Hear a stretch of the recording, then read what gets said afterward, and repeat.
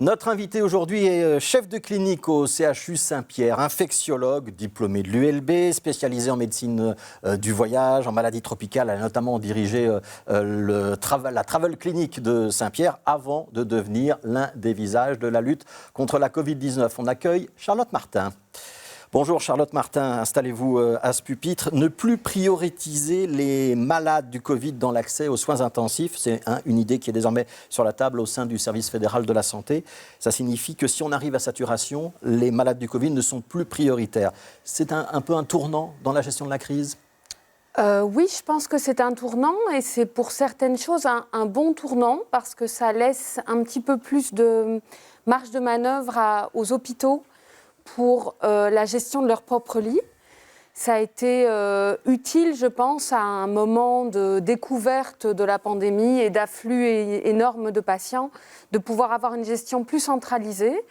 Mais maintenant qu'on a déjà vécu quelques vagues, je pense que c'est bien de pouvoir décider. Il faut aussi savoir que ce qui se passe dans une région n'est pas nécessairement ce qui se passe dans une autre région. Et même à l'intérieur d'une même ville, il y a des situations différentes. Et donc déclarer qu'il faut 50% de lits de libre pour des Covid dans un hôpital où il n'y a pas de demande nécessairement, ça peut être inadéquat. Donc je pense que pour certaines choses, c'est bien. Pas pour tout, probablement. Ouais, ça veut dire qu'on sortirait de cette répartition un petit peu artificielle. Le corollaire, ça veut dire que ce serait à vous, médecins, de choisir quelle personne on place en soins intensifs, quelle personne on refuse. Si on la refuse, on essaye de lui trouver une place dans un autre hôpital.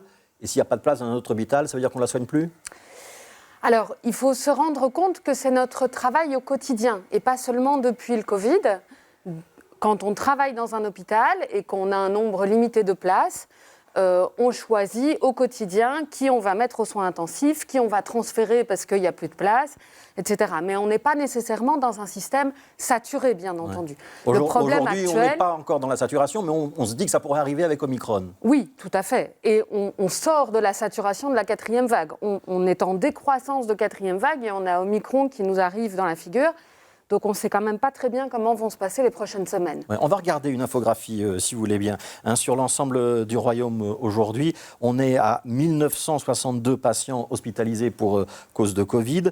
Il y en a 437 en soins intensifs, 244 sous respirateur. C'est des chiffres, les deux derniers chiffres qui sont à la baisse. Si on regarde pour Bruxelles, on est à 480 personnes hospitalisées en région bruxelloise. Situation très concrète dans votre hôpital à Saint-Pierre. Il reste combien de lits ? Est-ce qu'on est effectivement dans une crainte de saturation? Il y a à la fois les lits théoriques et puis il y a les lits pratiques, parce que j'imagine que Omicron, ça écarte aussi une partie de votre personnel avec le jeu des quarantaines? C'est ça, mais donc déjà avant Omicron, nous on avait une série de lits fermés par manque de personnel. Comme vous le savez, il y a eu énormément de démissions, il y a beaucoup de gens qui sont en maladie, en épuisement. Et on n'arrive pas à engager, les écoles d'infirmières sont complètement vides, les gens sont démotivés.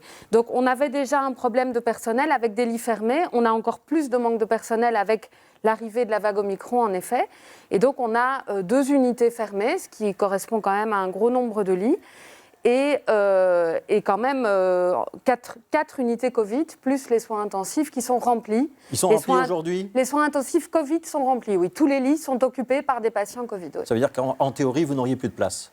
Nous n'avons plus de place, ce n'est pas en théorie, c'est en pratique. Ouais, ça veut dire que vous devez reporter des opérations pour d'autres patients ? Alors, nous avons les soins intensifs non Covid, où là, on essaye encore d'accueillir les patients, par exemple, pour les opérations, mais on a déjà dûu reporter et on s'apprête probablement dans les jours qui viennent à reporter certaines opérations. Oui. Ouais. Alors, l'Organisation mondiale de la santé dit que d'ici un mois, un Européen sur 2 aura contracté le Covid sous sa forme Omicron. C'est-à-dire qu'on est 2 dans le studio, donc si ce n'est pas vous, ce sera moi.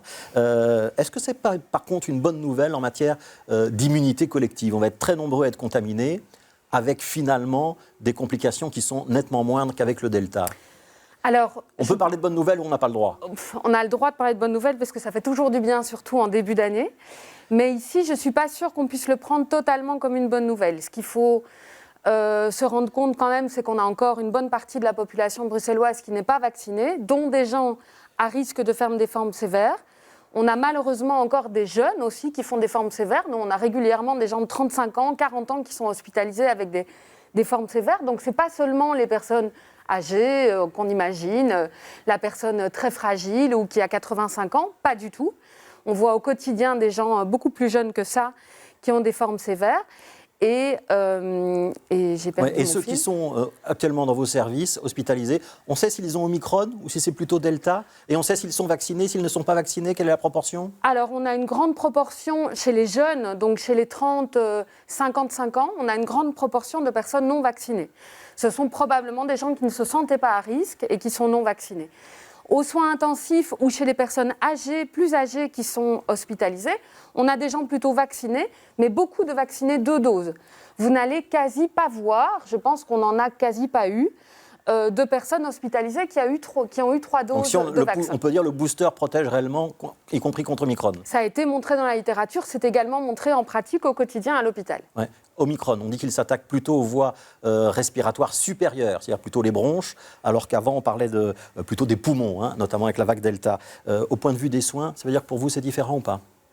Non, ça veut dire que quand ça va donner des symptômes à quelqu'un qui n'est pas à risque de faire une forme sévère, ce qu'on ne sait pas toujours définir, ça va donner le mal de gorge, le rhume, etc. Donc vraiment la virose classique comme et pas si on inquiétante. avait un gros rhume, quoi. Voilà. Ouais. Ça veut dire aussi que les gens, ils doivent y penser. Il y a beaucoup de gens encore qui nous disent je suis un peu malade, mais c'est un rhume, Ouais, c'est pas le Covid. C'est une forme de déni. Voilà. Ouais.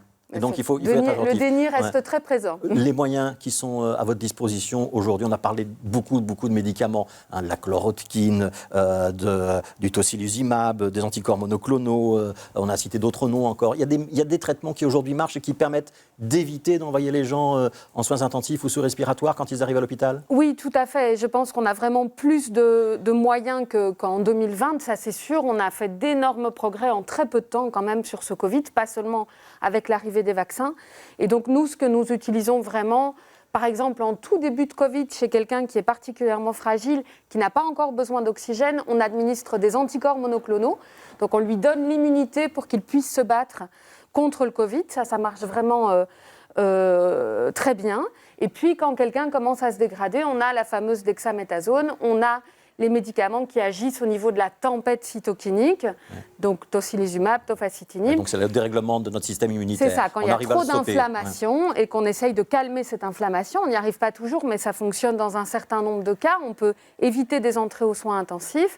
Et puis on attend avec impatience les antiviraux. Ouais, donc les nouveaux médicaments qu'on a commandés mais qui ne sont pas encore en Belgique. Après Omicron, il faut s'attendre à un autre variant? Bien sûr. Il pourrait être plus sévère, moins sévère, on ne sait pas? C'est impossible à dire, même si ce qui va probablement être, c'est plus contagieux. Parce que c'est ça qui fait la vie d'un virus, c'est qu'il veut se transmettre le plus possible d'un hôte à un autre. Donc ils seront toujours plus contagieux? Ils seront probablement toujours plus contagieux les uns que les autres. Quand Alexander De Croo dit qu'on en a pour 2 ou 3 ans, il est dans le bon? C'est la bonne prédiction?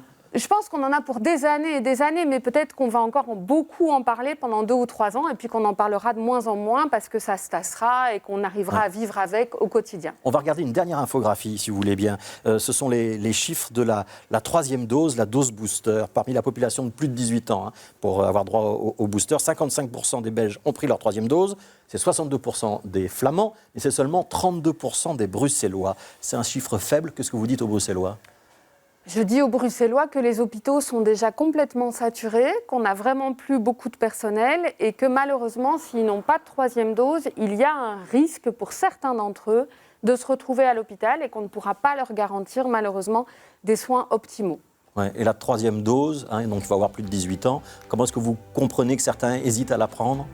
Je pense qu'il y a eu un engouement pour la vaccination quand les vaccins sont arrivés, avec vraiment l'envie de repartir dans une vie normale, et une grosse déception quand on s'est rendu compte que ça n'allait pas être le cas et qu'on était parti pour plusieurs années. Et c'est peut-être le reflet de cette déception-là. Donc il faut surmonter cette déception et ajouter des gestes barrières, raison pour laquelle vous avez choisi de garder votre masque. Merci beaucoup.